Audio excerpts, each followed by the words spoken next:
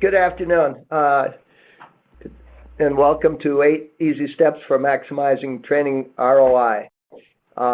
This is made possible through Russell Associates in Waste Cap, Nebraska.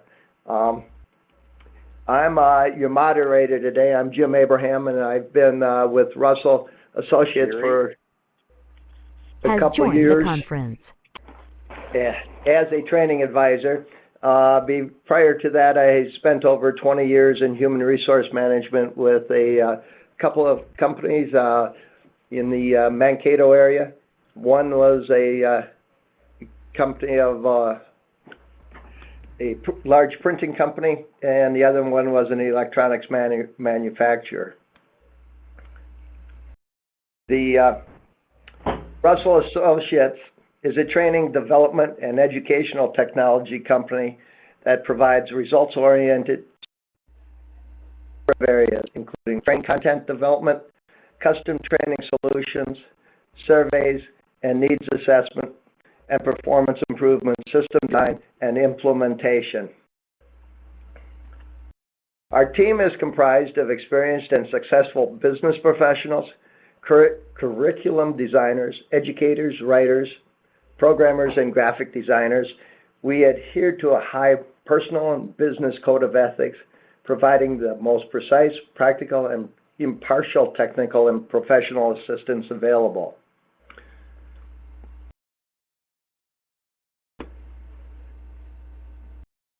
Russell Associates was one of the first companies to use authoring software tools to develop computer-based learning to teach production skills for a number of large corporations, including Pioneer Hybrid, Land O'Lakes, Purina Feed, Control Data Corporation, 3M, Ashley Furniture Company, Best Buy, Watkins Incorporated, SuperSweet Feeds, Hormel Foods Corporation, Consolidated Nutrition, and others. Our facilitator today is Ron Strand. The University of Minnesota taught Ron how to create and deliver training and has been doing it for over 40 years. For the past 7 years, Ron has been helping companies implement effective learning and development systems as a senior training consultant for Russell Associates. Good afternoon, everyone, and again, thanks for joining us today. As people who are leaders and trainers, we all know at the beginning of any meeting, people have a lot of questions. 3 primary ones are, why are we here? How are we going to work together? And the WIFM, the good old what's in it for me? And let's get to that right away. First, quickly, we're providing you with some ideas and facilitated discussion towards maximizing your training ROI.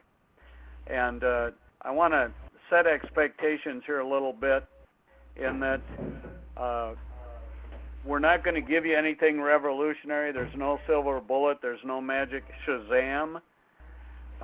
You know, there are some things are easy to learn and hard to do. Some things are hard to do and hard to learn, and so on. What we're going to cover today is easy to learn. Organizations for years have been finding that it's hard to do. And so we're going to share with you some ideas and a checklist, which, if you do it, will truly maximize your training ROI. Now, the way we're going to do it is, and we'll also present some effective ways to do measurement that we've come across. I'll do some presentation of ideas. Jim will facilitate group discussion around questions around each of the concepts we're going to present, which means that participation is the key ground rule. In terms of a WIFM, you know, that's very personal. And so, Jim, let's find out what people hope to get out of today's session. Okay. Why are we here? What's the purpose? And what do you hope to get out of this webinar? And We'll start with Lori. Seeing you were the first one on the call, I believe. What do you hope to get out of this webinar? Just some ideas on measuring return. Okay. Peter? Well, I don't believe that in my line of work, we can cite training as being a cause of improvement, but we can find correlations. And I'm trying to figure out ways to do that I can afford. Okay.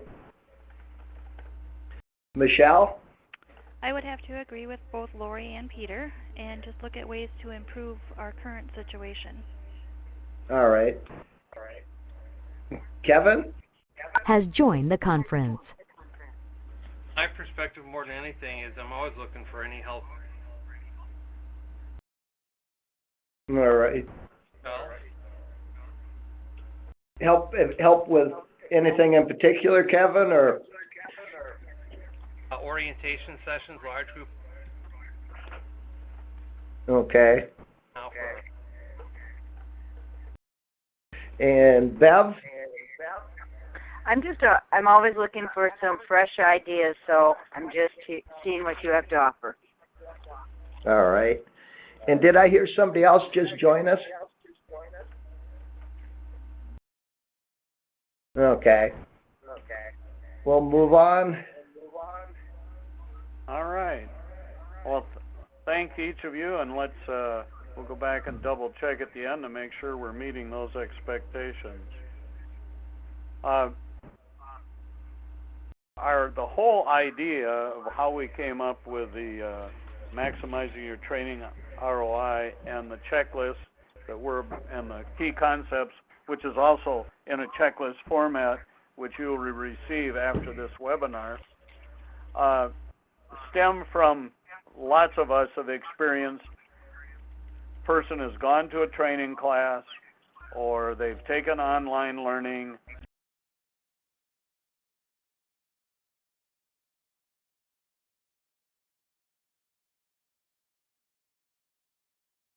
Yes.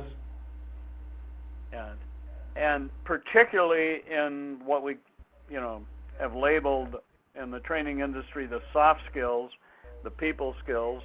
The irony is that we call them soft skills, but they're the hardest to do. So for the purpose of us going through our 8 key points, we're going to create a case example so that we can follow. Ooh. That's me. We got an echo somewhere. There. All right. So for our case, Bill is a chemist, and Jane is his manager. Nancy is the learning and development specialist, and Jane would like Bill to serve as a team lead on an upcoming project. So that's our case situation. Now, here's our effective learning and development system, our 8-point checklist. First thing we have to do is identify the need. There has to be a compelling reason why Bill needs to change. We need to plan for his training and development, provide appropriate pre-work, deliver the training, be it online or classroom or blended, a combination, use individual development plans. How many of you have some sort of individual development plan as a part of your people development in your organizations? Yes. Anybody not use them? Okay, good. Everybody's familiar with it. We want to make sure that people apply the learning and do some reflection on their experience. We want them to talk about that with their peers and learn from each other. And of course, we want to measure. Let's take these one at a time. In regard to Bill, his particular company uses a competency-based performance evaluation system, and it identified a need. Are any of you using a competency-based performance evaluation? Yes? Who said yes? Regular staff. Peter, yeah. Okay. Great, Peter. Yeah, last year, Gary Gardner, the now retired VP of Valspar, did a real nice presentation at the ASTD conference on how to create a competency-based performance system. At any rate, for our case purposes, using the system, they've identified that in order for Bill to be a more effective team lead, his interpersonal skills need to be developed. And so that's the compelling need. He gets to be a team lead and more responsibility. But to do that, he needs to improve his interpersonal skills. What happens if there's not a compelling reason to improve? Jerry? Has left the conference. Anybody? Well, there's What nothing in happens? it for me. There's nothing in it for me then. Yeah, nothing in it for me. Okay. It's interesting. You must have read our checklist. You've just hit the number one key point. Anybody else have anything as what happens if there's not a compelling reason to improve? Yeah, that pretty well sums it up. If the employee doesn't see that there's anything in it for them, then not much is going to happen. They don't see a whiffum, not going to be there. Nothing changes. Yeah. Then we might as well not bother to spend the money and particularly invest the time. You know, with companies spread so thin these days, you know, one of the most expensive parts about training is not the cost of the training itself, but the time.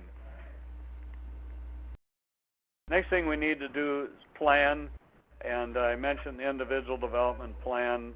It's on our checklist later, but we're going to take care. And Bill's going to meet with Jane to agree on the objectives for his interpersonal skills training experience. Now, from time to time, I come across a company who requires this. In other words, they have required that you can't send somebody to training unless you've met with them and agreed on the objectives for the training. Any of you companies have that policy where managers have to meet with the employee and agree on objectives or goals for the training before the person goes to the training? Standard process for us. Standard process, and who said that? Lori? Lori? Okay, so Yeah. at Lake Region, that's a standard process. Yeah.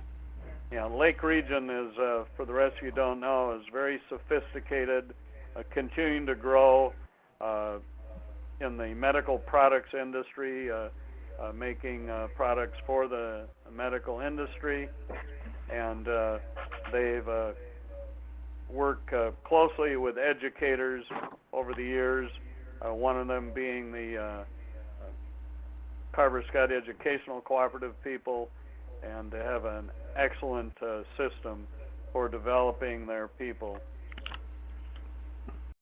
What happens if this doesn't occur?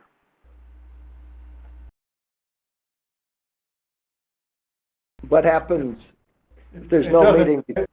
It doesn't set up a transfer situation. Excellent. Free day. You don't have to do anything. Yes. Yeah, it becomes a free day. Are any of you familiar with the Freddie Pryor seminars? At any rate, Only their brochures. only their brochures. Sure. Well, years ago, I got to meet Freddie before he started the Freddie Pryor business, and he part of it, you know, part of the marketing plan is to play on the guilt of supervisors and managers, and to send people. And so Freddie typically offers courses to people that don't get much training, and so the boss sends the admin or the manager sends the supervisor, and as a reward, but it becomes what you just said here. They'd have been better off using the $99 or $199 or what it was if the employee did well, to reward the employee and tell them to take their family to dinner. Okay. Anybody else have anything they want to add to what happens if there's no meeting? No accountability. Mm-hmm. Mm-hmm. Mm-hmm.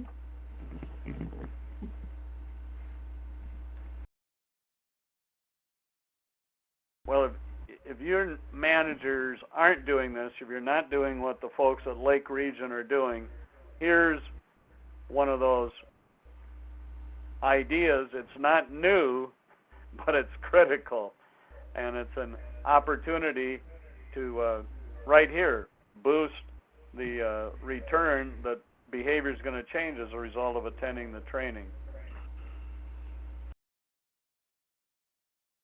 Let's move on to our third point, appropriate pre-work. The more that we can have people prepared for their training and set up. For instance, I'm currently designing a leadership development program for a company, and this is going to be classroom-based, and we've built in other words, it's going to be a big deal for people to be nominated and attend this, and we've built all these factors into it, including appropriate pre-work, so in the first classroom session they can hit the ground running. People will have done some reading. They will have studied some background information. And in the case of our case example, Nancy, our learning and development manager, has identified a targeted 360, one that's just a mini, M-I-N-I 360, which just focuses on interpersonal skills. And so she's going to use that. Here's some other possible pre-work, reading like I just talked about, pre-tests. If it's going to involve new terminology, you can get people studying the definition of terms before they can. A design I did for an insurance company, customer service call center, we added that to the pre-work where they studied definitions of the terms before they start attending classes. Anything else that anybody's using on pre-work that's working for you?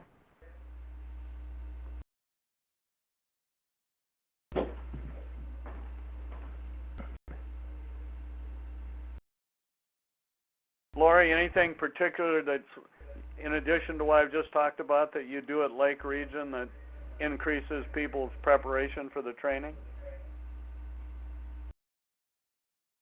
If it's something in particular, we usually have them read the appropriate documents first.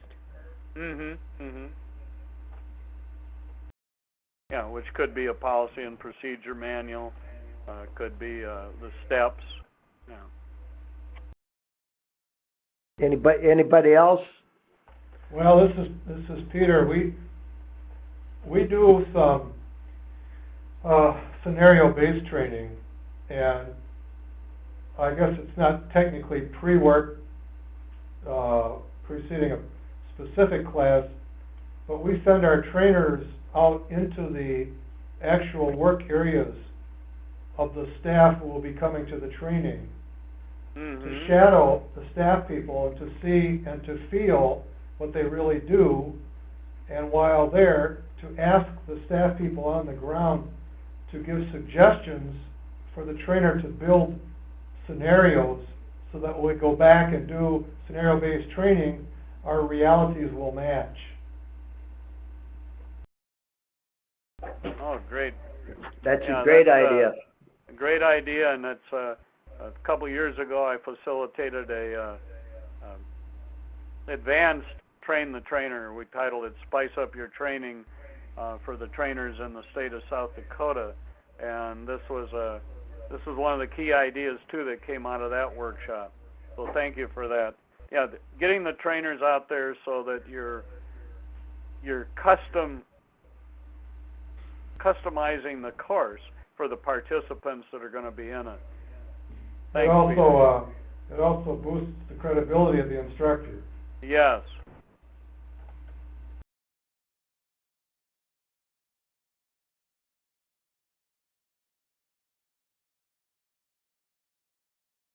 All right. Anything else that's really working well for folks?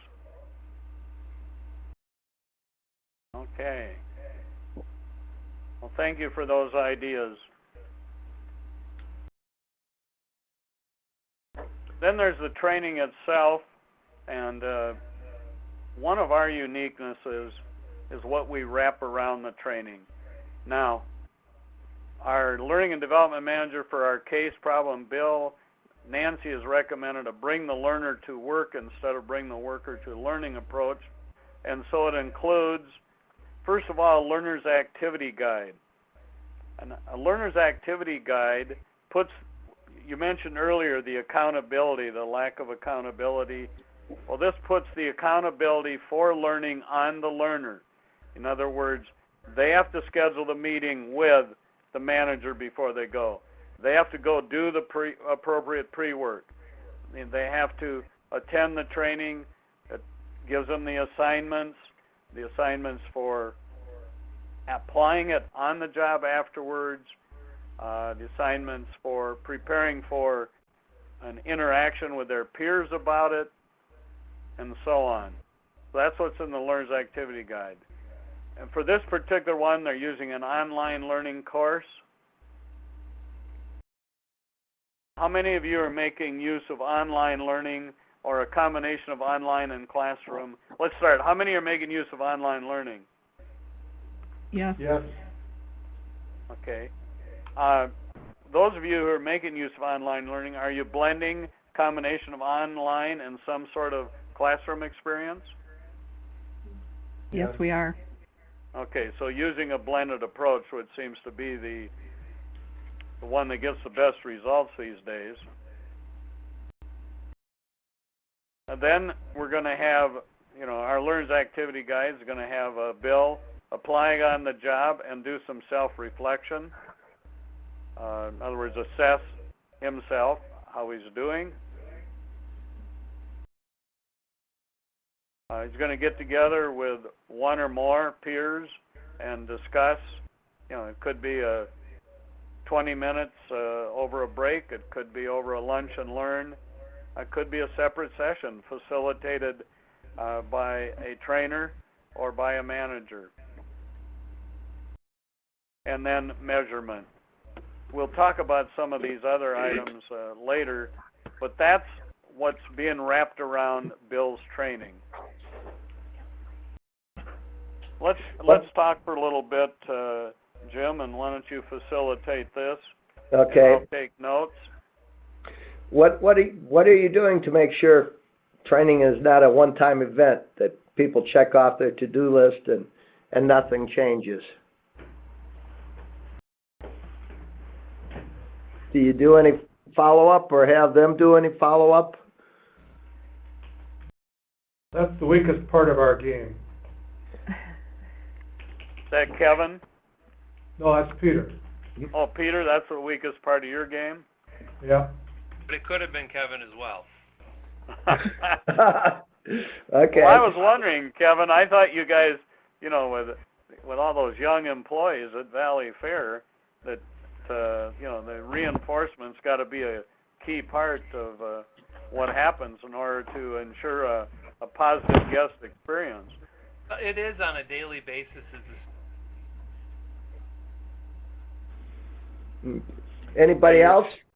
Your We do supervisors, your supervisors are on it, aren't they, Kevin, at Valley Fair, and Michelle? Yes. Yeah. We actually look at some data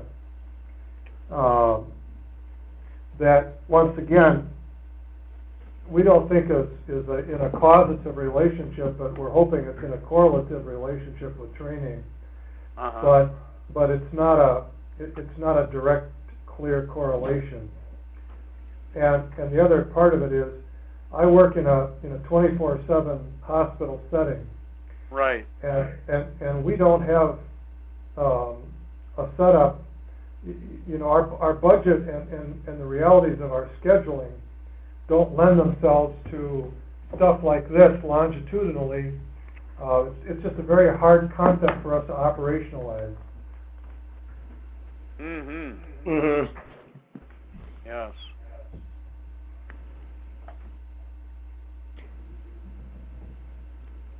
Is anybody... This is an area that we've been able to help companies with, is how do you how do you measure the training and connect it with other metrics that you're using to measure organizational performance. It's something that can be done. It does take some time and effort, not so much cost, but time and effort, and a want to. I remember, and this goes back, I spent 16 years of my career with Wilson Learning back in the 70s and early 80s. And you know, in the late 70s, we created a research department, and we could measure. We had some very, sophisticated, smart people, and so companies would ask me if we could measure, and I would say yes, and that would be the end of the discussion. Now we're better now than we are back in the late 70s, early 80s as companies, but we're still not taking measurement and measuring correlation and doing the things you just talked about, Peter, like we could. Anything else that anybody's doing? Lori, what do you do at Lake Region to make sure that that the training sticks and that it's just not something people check off their to-do list? We do follow up if they go to outside training, evaluations of training, and also sometimes discussion on how they're going to utilize those new skills. Mm-hmm.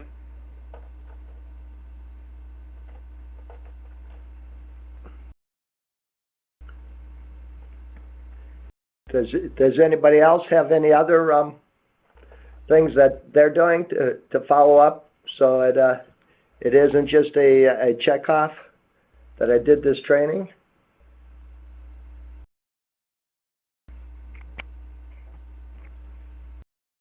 Yeah, unfortunately, right there, we're, as a nation, our business culture, or our culture total, is ready, shoot, aim, and we move so fast and we're so action oriented that this is one of those things that's important but not urgent, and it seems to not make the urgent column. Is that a fair summary?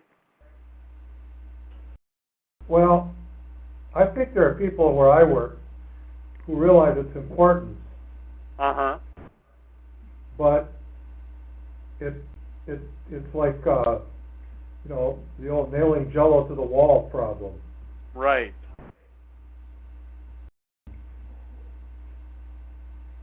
And then add your 24/7 environment, and right. It's one of those things that it takes a lot of effort and intent. I guess the key is, how do we work with our managers and our supervisors to make this intentional?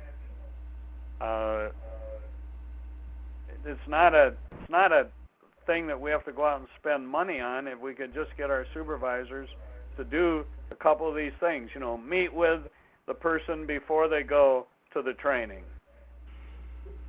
and agree on those objectives. When they get back, meet with them again. Now in our case, we got Bill back meeting with Jane Notice he changed from a blonde to a brunette, but anyway, little lack of picture coordination here. On an individual development plan, I don't know what are in your plans. Some of the components we like are, what are the competencies and skills that Bill needs to improve? What does he need to do in order to improve these skills, including what does he need to do more of, less of, and begin doing? What are the payoffs? This gets back to that compelling reason again. There's got to be payoffs for doing it. Are there obstacles that need to be overcome and that could prevent them from making the changes? If there are, what are the strategy or tactics for removing them? And then what type of support from, in this case, for Bill from his manager, the people need from their manager or their coworkers to be successful? Any other things that you're making sure are in your individual development plans?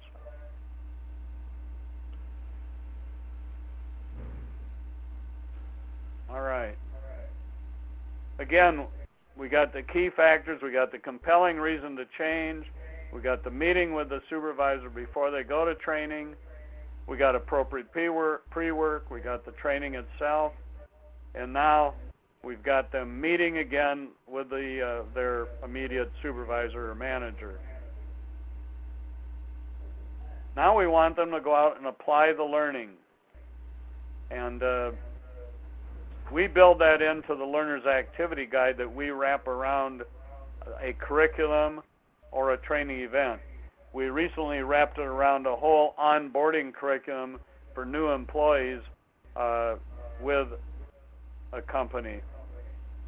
And so there it had their assignments for the training they were going to attend, the online learning they're due, the webinars they're going to participate in, and of course applying it on the job and reflecting on that. Now, those of you who've done behavior-based interviewing, this acronym will not be new. But we use the CROW, have people take a look at an event that just happened where they applied the skills that they just learned. What was the circumstance? What was the situation? What skills did they use? How did they use them? And what was the outcome? The end result, what's going to happen next? And then we add to it how we use your learning in the future. And we give people a little worksheet with just that on it for them to review and then discuss that from time to time with their manager, and also for our next step, individual peer learning. So he prepares, he participates, and then this discussion, they discusses success, they learn from failures, and they learn from the best practices of their peers. Let's pause here, Jim, and why don't you facilitate? Okay. What are you doing to increase the likelihood that learning is applied on the job and that people are reflecting on what they have learned? We have sessions with leaders prior to instituting a new training initiative. We ask them to go first, and that's after, in the curriculum planning stages and the need establishment. I mean, the leaders have to be hooked in at step one, and they have to want this. It's not something that should be foisted on anybody. And so then they go first in the actual training, and then part of that training we talk about ways that they can support the impact. So it's more of a special manager or supervisor training on the training before the actual employee goes then? Yeah. Okay. So, sort of a train the manager. There you go. If they're trainable, there's question there. Yes. Yeah. That's another topic for a webinar. Okay. Anybody else? Anybody else? What are you doing to increase the likelihood of operations? Sometimes what we have done is we have the individuals present whatever they have learned to others.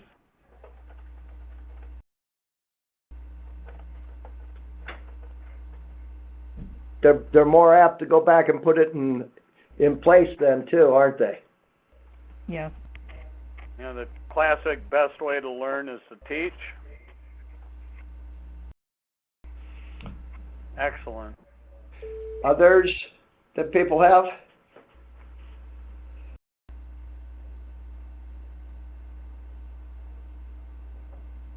Okay, well then let's... One of the other things that somebody may want to consider doing is going back 6 months after the session and asking the employees or managers or whoever has been to the training how they're applying what they learned back in the other one. So if they know somebody's going to come back and ask, they may be more apt to implement it. You know, and I use those kinds of concepts myself, but then what we're measuring is verbal behavior. We're not measuring on-the-job behavior. That's kind of like the problem with the survey. I say I do it, but how do I know that they actually do it? Right.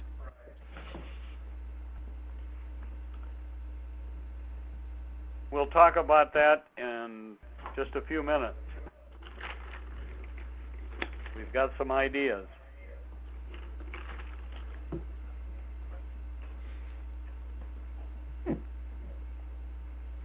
Because that takes us to measurement.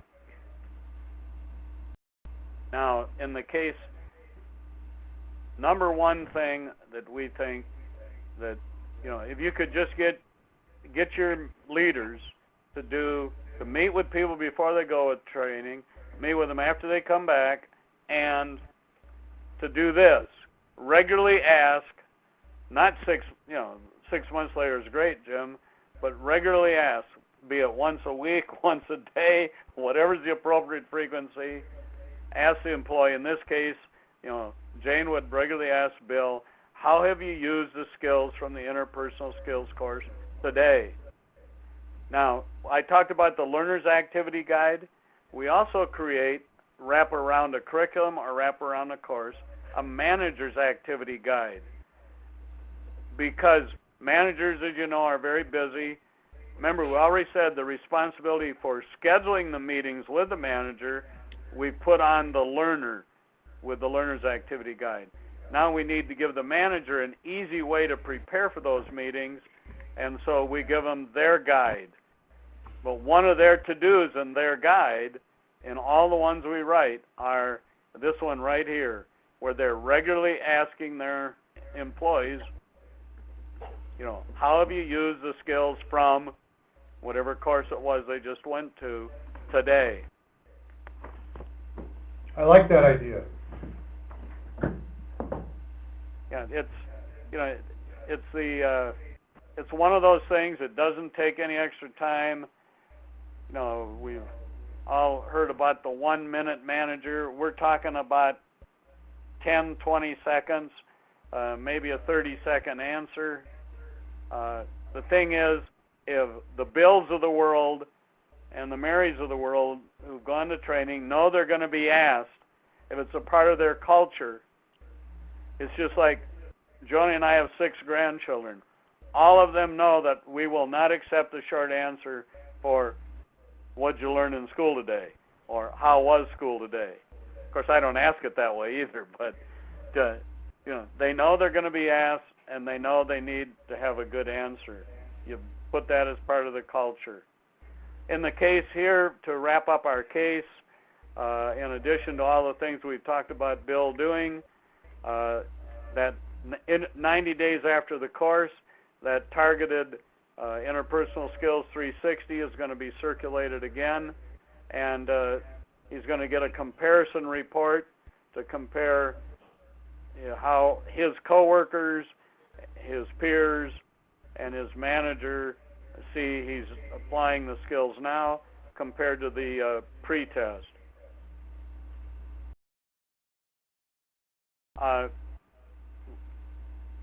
Lori, I think you mentioned one of the things you're testing for, and I think this is true in your technical training.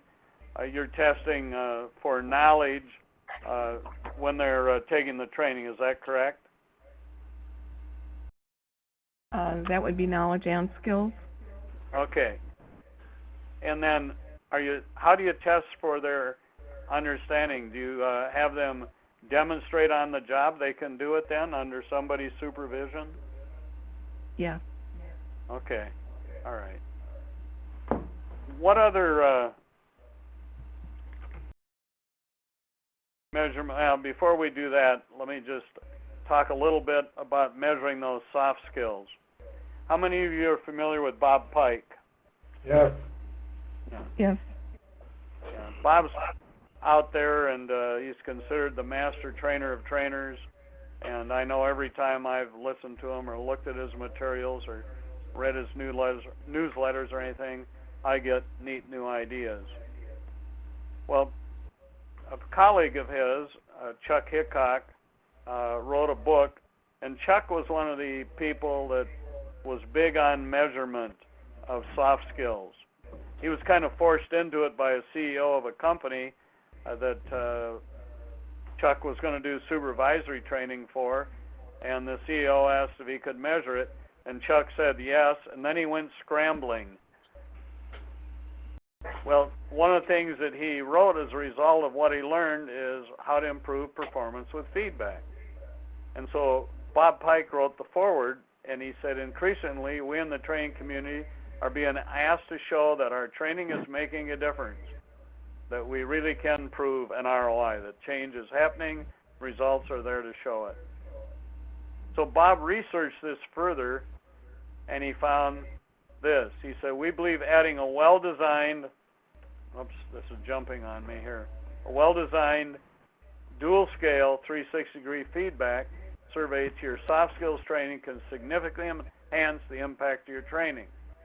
That leads us to a small commercial for today's webinar.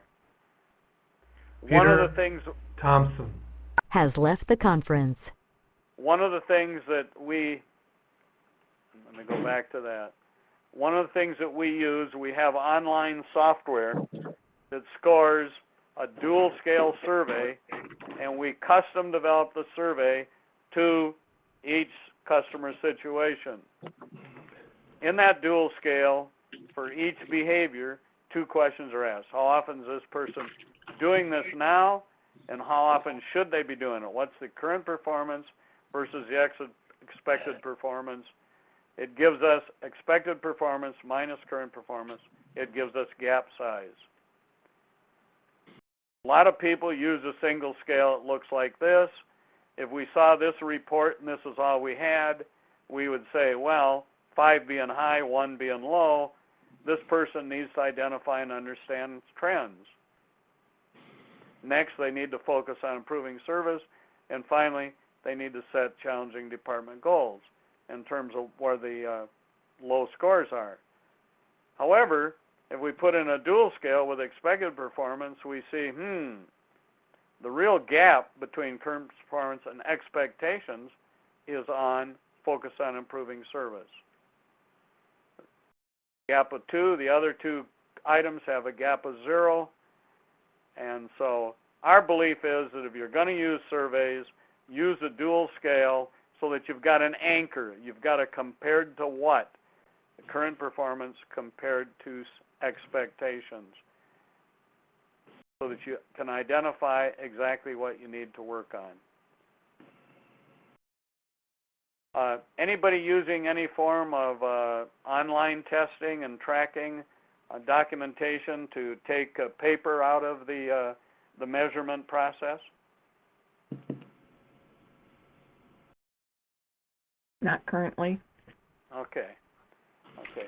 This is something else that we at Russell Associates help companies with. If companies do not have a learning management system, we have one.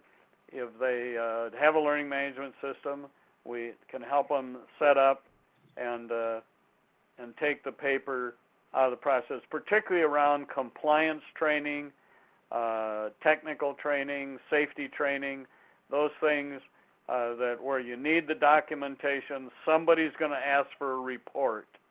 And that's an area we can help people do more efficiently and more effectively. For a lot of, in the manufacturing area, people don't have access to computers. We've set up a independent system using a keypad and a special technology connecting it to a DVD player.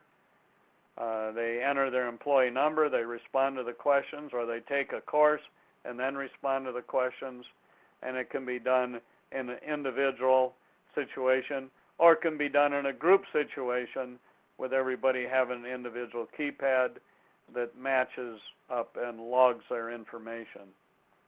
So if you have an interest in any of these areas, we'd be happy to talk to you about it.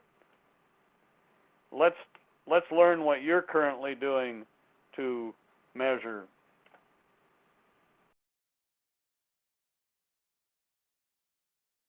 Does anybody, what do you use at this time to evaluate the value and effectiveness of training? We actually do a couple things. One is obviously the people and the managers out in the park watching people, see what they do, customer comments. We've also had a mystery shopping service the last 2 summers that I think has been really good, helping people see where they're strong, where they're not so strong in certain areas. That's been really a good product for us. I got to learn how to spell mystery here. And why? Yeah, what's the old line of the silent movie comedian? W. Fields, people who can't spell a word more than one way are idiots. If B-U-R-D doesn't spell bird, I don't know what does. So, anyway. We evaluate the trainee, but we also evaluate the trainer because sometimes we feel that if somebody is not getting something out of the training, that perhaps it could be the trainer. So we take a look at that as well. Okay. Is that in a classroom training situation, or is that where you may have an individual trainer or a trainer working with an individual on specific processes? Peter Thompson has joined the conference.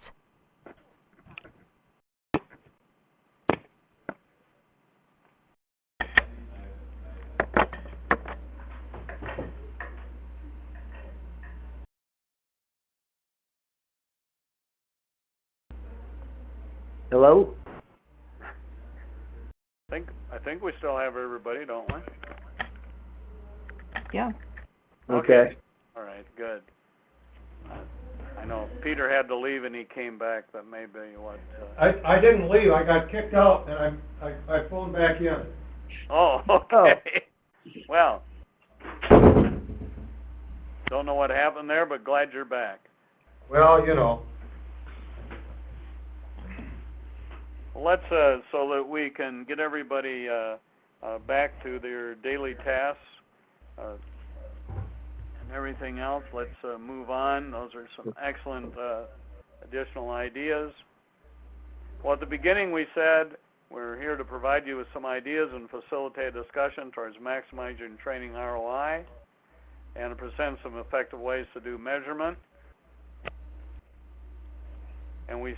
And you will get a checklist with more detail around this, which will come to you. Jennifer will get it sent out right after, shortly after our webinar. And it's a nice checklist for these points.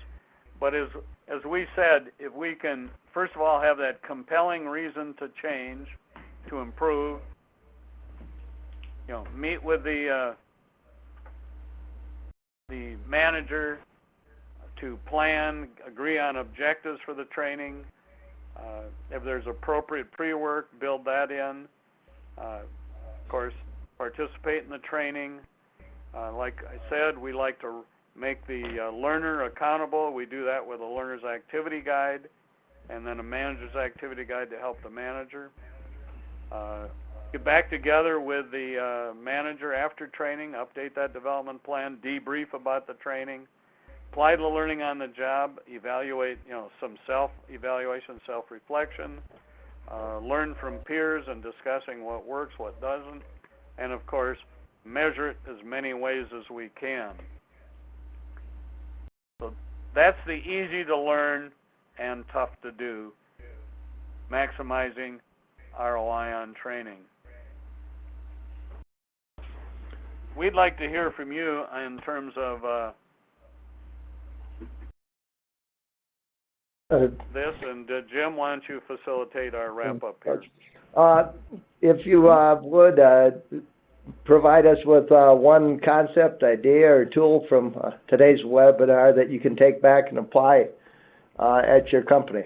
Maybe I shouldn't say take back, maybe that you can apply at your company. A manager's activity guide. That would be good. Yeah, I can elaborate. Okay. I would second that. I think that sounds like a good idea. The manager's guide. Okay. Makes it a lot easier for the manager to follow up, doesn't it? Yes, it does. Yeah, I mean, they're busy, they're spread thin. We've got to, they want to do these things. Most managers obviously want their people to develop, to improve, and they want to help them do that. I have another meeting to go to, so I'm going to have to cut out on you now. Okay. Thanks for joining us. Have a good day. Thank you very much for being with us today. Bye-bye. Bye. Any other concepts or ideas that you're taking away from today's webinar? Lori Hain has left the conference.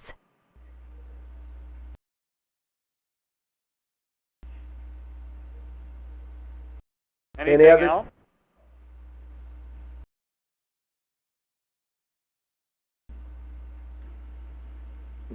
Okay. Any other thoughts before we leave? Thank you. Thank you. Ron, any final thoughts before we say goodbye? No, just again, my comment. The list, the checklist is easy. It's easy to learn.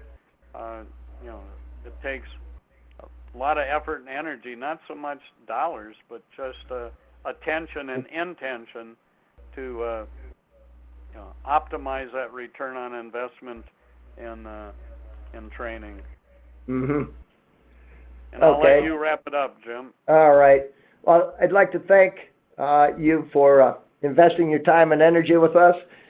We appreciate you listening in and participating in our webinar.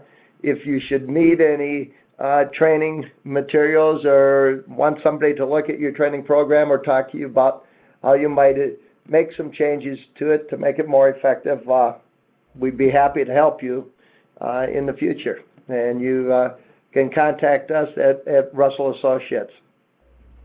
And once again, thank you and have a good day. Thank you.